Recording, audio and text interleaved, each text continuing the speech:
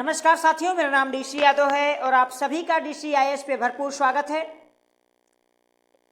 अनुसूचित जनजात से संबंधित सवाल हमारे एग्जाम्स में पहले भी पूछे गए हैं और 2023 के IAS, PCS, SSC, NDA, CDS जैसे एग्जाम में भी अनुसूचित जनजात और अनुसूचित जनजात क्षेत्रों से संबंधित सवाल पूछे जा सकते हैं।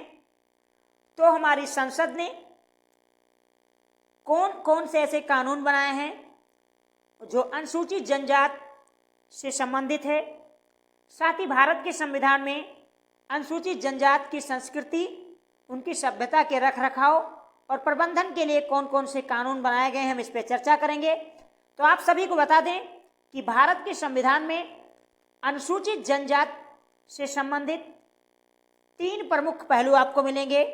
सबसे पहले मैं बात करूंगा भाग 10 की। तो भारत के संविधान के भाग 10 में आपको आर्टिकल 244 के अंतर्गत अनुसूचित जनजात क्षेत्रों से संबंधित प्रावधानों का उल्लेख मिलेगा। साथ ही अनुसूची में जाएंगे तो 12 अनुसूचियों में से 5वीं अनुसूची और 6ठी अनुसूची में अनुसूचित क्षेत्रों, अनुसूचित जनजात से संबंधित प्रावधान है। तो इसके अंतर्गत हमने साथियों पहले ही 6ठी अनुसूची को कवर कर लिया है। हमने आपको 6ठी अनुसूची को बड़ी ही सरलता के साथ समझाया है। साथ ही इसमें अनुसूचित जनजात क्षेत्रों से संबंधित कौन कौन से प्रावधान हैं और क्या होता है स्वायत्त जिला परिषद, हमने इस पर चर्चा की है। तो जिन साथियों ने अभी तक 6ठी अनुसूची नहीं देखा है तो प्लीज आप लोग देख लीजिएगा। आज हम इसके अंतर्गत कवर करेंगे 5वीं अनुसूची और जानेंगे 5वीं अनुसूची में अनुसूचित जनजात से संबंधित कौन कौन से प्रावधान हैं और इससे संबंधित राज्य कौन कौन से हैं। साथ ही 6ठी अनुसूची और 5वीं अनुसूची में क्या प्रमुख अंतर है, हम इस पे चर्चा करेंगे। तो इन सभी पहलू पे जुड़िए हमारे साथ, सब्सक्राइब कीजिए DCIS इंस्टीट्यूट को। हमारे साथ आप नए हैं तो बेल आइकन को भी प्रेस कर लेना ताकि आने वाला हर नोटिफिकेशन आपको सबसे पहले मिले। तो साथियों अब हम बात करते हैं क्या है 5वीं अनुसूची। What is the 5th schedule. 5th schedule क्या है जो हमारे संविधान में है। भारत के संविधान में टोटल 12 अनुसूची है, मैंने पहले आपको बता दिया। आज हम 5वीं अनुसूची की चर्चा करेंगे जिससे मैक्सिमम बार सवाल आते हैं। तो 5वीं अनुसूची क्या है, मैं आपको बता दूं कि असम, मेघालय, त्रिपुरा, मिजोरम को छोड़कर अन्य जितने भी राज्य हैं जहां पे जनजातीय क्षेत्र बहुल है, वहां पे प्रशासन और नियंत्रण से संबंधित प्रावधानों का उल्लेख है 5वीं अनुसूची में। तो एक तरीके से 5वीं अनुसूची एक ऐसी अनुसूची है जिसमें असम, मेघालय, त्रिपुरा, मिजोरम राज्य शामिल नहीं हैं। इसके अलावा अन्य ऐसे राज्य जहां पे जनजातीय बहुल इलाका है और इनका उल्लेख 5वीं अनुसूची में किया गया है। साथियों भारत के संविधान के भाग 10 में आर्टिकल 244 सब क्लॉज 1 के अनुसार राष्ट्रपति को जनजातीय बहुल क्षेत्रों में ऐसा क्षेत्र जो जनजातीय बहुल हो, जहां पर सघनता और आकार जनजातियों का हो, जहां पे अल्प विकास हो और आर्थिक असमानता व्याप्त हो, ऐसे क्षेत्रों में राष्ट्रपति के पास जनजातीय क्षेत्रों के विकास के लिए एक जनजातीय सलाहकार परिषद गठित करने का प्रावधान है और इस जनजातीय सलाहकार परिषद में 20 सदस्य होंगे और साथियों इन 20 सदस्यों में विधानसभा के 3/4 अनुसूचित विधायक भी शामिल होंगे। कहने का तात्पर्य यह है कि ऐसे राज्य जो 5वीं अनुसूची में शामिल हैं वहां पे एक जनजातीय सलाहकार परिषद का गठन किया जाएगा और इस जनजातीय सलाहकार परिषद में 20 सदस्य होंगे और इन 20 सदस्यों में से 3/4 अनुसूचित जनजाति के विधायक भी होंगे और इनसे मिलके एक जनजातीय परिषद का निर्माण होगा। जो जनजातीय परिषद वहाँ के जनजातीय क्षेत्रों के विकास के लिए कार्य करेगा। वर्तमान में इसमें 5वीं अनुसूची में 10 राज्य शामिल हैं, यानी 5वीं अनुसूची में साथियों 10 राज्य शामिल हैं। ये 10 राज्य कौन कौन से हैं? इसमें महाराष्ट्र, तेलंगाना, आंध्र प्रदेश, गुजरात, उड़ीसा, झारखंड, छत्तीसगढ़, मध्य प्रदेश, राजस्थान और पश्चिम बंगाल शामिल हैं। यानी ये वो 10 राज्य हैं जहाँ पे जनजातीय क्षेत्र बहुल हैं, इसलिए इन्हें 5वीं अनुसूची में शामिल किया गया है। और इन्हीं राज्यों में जनजातीय सलाहकार परिषद के निर्माण का प्रावधान है, जो इन क्षेत्रों के विकास का कार्यभार देखेगा। क्या रहा इसका इतिहास? अगर इसकी बात करें तो संविधान निर्मात्री समिति में एक प्रसाद पोटाई साहब थे। इन्होंने जनजातीय सलाहकार परिषद का फ्रेमवर्क तैयार किया था, जिसके अंतर्गत जिन राज्यों में जनजातीय क्षेत्र बहुल है वहाँ पे 20 सदस्यों का एक जनजातीय सलाहकार परिषद होगा, जिसमें 3/4 जनजात विधायक भी शामिल होंगे। और साथियों, ये जनजातीय सलाहकार परिषद अपनी रिपोर्ट राज्यपाल को सौंपेगा और राज्यपाल अब इस रिपोर्ट को राष्ट्रपति के पास भेज देगा।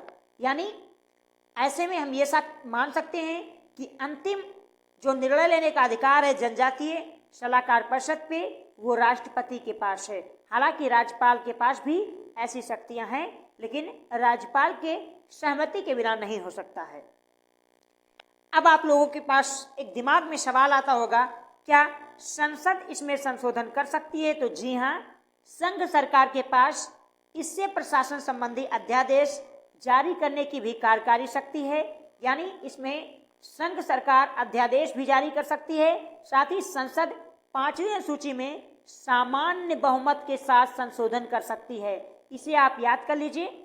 तो 5वीं अनुसूची पे अध्यादेश भी जारी कर सकती है सेंट्रल गवर्नमेंट, और संसद भी सामान्य बहुमत के साथ इसमें संशोधन कर सकती है। तो 5वीं अनुसूची को इस तरह नहीं है कि जो जनजातीय सलाहकार समिति बन गई है वो मनमाना कार्य करेगी, ऐसा नहीं हो सकता है। इसमें जब चाहे तो भारत की सरकार अध्यादेश जारी कर सकती है और भारतीय संसद इसमें सामान्य बहुमत के साथ संशोधन भी कर सकती है। यदि संसद को लगता है कि इसमें संशोधन की जरूरत है, इसमें सुधार की जरूरत है, ये जिस कार्य के लिए बनाया गया था वो कार्य स्वेच्छा के साथ नहीं हो रहा है, इसमें भ्रष्टाचार है, व्याप्त हो रहा है, तो ऐसे में संसद और सरकार भी इस पे निर्णय ले सकती है। तो कुल मिला के अगर मैं कंक्लूजन की बात करूं तो 5वीं अनुसूची एक ऐसी अनुसूची है जिसमें 10 ऐसे राज्य शामिल हैं जो 6ठी अनुसूची में शामिल नहीं है, जहां पर बहुल जनजातीय क्षेत्र है, जहां पर आर्थिक असमानता आपको देखने को मिले, जहां पर विकास की गति काफ़ी कम हो, ऐसे क्षेत्रों वाले राज्यों को 5वीं अनुसूची में शामिल किया जा सकता है। वर्तमान में इसमें 10 राज्य शामिल हैं। मैंने 10 राज्यों के नाम आपको गिना दिए हैं, और ऐसे राज्यों में एक राज्य स्तर पर जनजातीय सलाहकार परिषद के गठन का प्रावधान है, जिसमें 20 सदस्य होंगे, और इन 20 सदस्यों में से 3/4 सदस्य उस राज्य की विधानसभा से होंगे जो अनुसूचित जात या जनजात के विधायक हैं, यानी एमएलए हैं। अब साथियों, आपके दिमाग में एक सवाल आता होगा, तो 6ठी अनुसूची में ऐसा क्या है कि जो 5वीं अनुसूची में है? तो आइए हम बात कर लेते हैं 6ठी अनुसूची और 5वीं अनुसूची में क्या अंतर है।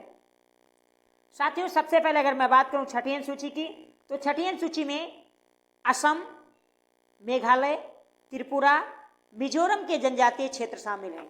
इसमें जिला स्तर के जो होते हैं जिला स्तरीय परिषद हैं, और इसमें स्वायत्त जिला परिषद यानी ऑटोनॉमी डिस्ट्रिक्ट काउंसिल का प्रावधान है। और साथियों, इस ऑटोनॉमी डिस्ट्रिक्ट काउंसिल में 30 सदस्य होते हैं। हालांकि असम में इसका अपवाद भी मिलेगा, क्योंकि एक जिला स्वायत्त परिषद ऐसा है जहां पर 40 सदस्यों का जिला स्वायत्त परिषद है। हालांकि अन्य सभी जिला स्वायत्त जिला परिषद में आपको 30 सदस्य मिलेंगे और इसमें राज्यपाल को जो है विशेष शक्तियाँ प्राप्त हैं। राज्यपाल इसमें परिवर्तन कर सकता है, इसके क्षेत्रों में परिवर्तन कर सकता है, इसका क्षेत्र घटा सकता है और बढ़ा कर सकता है। छठी अनुसूची में राज्यपाल को विशेष शक्तियाँ प्राप्त है। साथ ही ये केवल असम, मेघालय, त्रिपुरा और मिजोरम के जनजातीय क्षेत्रों से संबंधित है, जबकि 5वीं अनुसूची में असम, मेघालय, त्रिपुरा, मिजोरम को छोड़कर इसके अलावा छत्तीसगढ़, मध्य प्रदेश, राजस्थान, गुजरात, झारखंड, उड़ीसा, पश्चिम बंगाल, तेलंगाना, आंध्र प्रदेश और महाराष्ट्र के जनजातीय क्षेत्र शामिल हैं। यहाँ पर जिस तरह आपको छठी अनुसूची में जिला स्तर का परिषद आपको देखने को मिलेगा जिसमें 30 सदस्य होते थे, लेकिन 5वीं अनुसूची में आपको राज्य स्तरीय परिषद मिलेगा जिसे हम जनजातीय सलाहकार परिषद के नाम से जानते हैं। इसमें 20 सदस्य होते हैं, जबकि स्वायत्त जिला परिषद में 30 सदस्य होते हैं और इसे हम स्वायत्त जिला परिषद के नाम से जानते हैं, जबकि 5वीं अनुसूची को हम में जो परिषद है इसे जनजातीय सलाहकार परिषद के नाम से जानते हैं।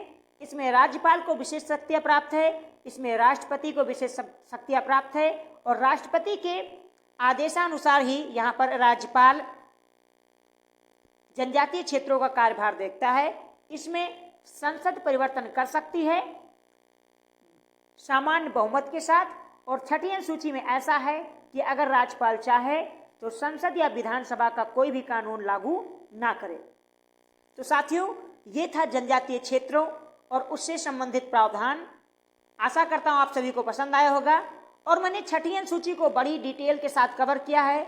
यहाँ मैंने संक्षेप में तुलना की है 5वीं अनुसूची में की से छठी अनुसूची की, लेकिन आप जब छठी अनुसूची का वीडियो देखेंगे मेरा तो उसमें पाएंगे कि किन राज्यों में कौन कौन सा जनजातीय क्षेत्र है।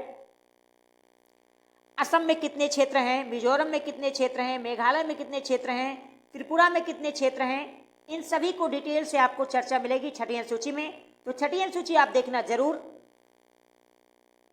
साथ ही हमारे साथ अभी तक आप नए हैं तो दोस्तों प्लीज सब्सक्राइब कर दीजिए DCIS इंस्टीट्यूट को। आपकी सहयोग की मुझे अति आवश्यक है। साथ ही बेल आइकन को प्रेस कर लेना ताकि हर नोटिफिकेशन आपको सबसे पहले मिले। आप सभी हमारे साथ जुड़े इसके लिए आपका बहुत बहुत धन्यवाद। जय हिंद, जय भारत।